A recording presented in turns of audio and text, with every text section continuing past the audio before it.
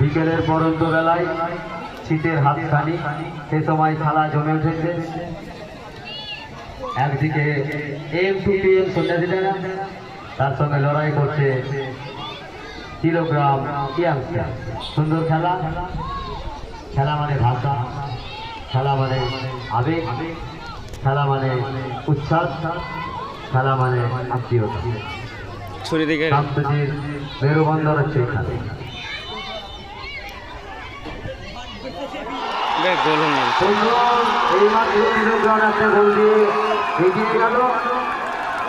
সুন্দর সুন্দর শট, খেলা জমে উঠেছে।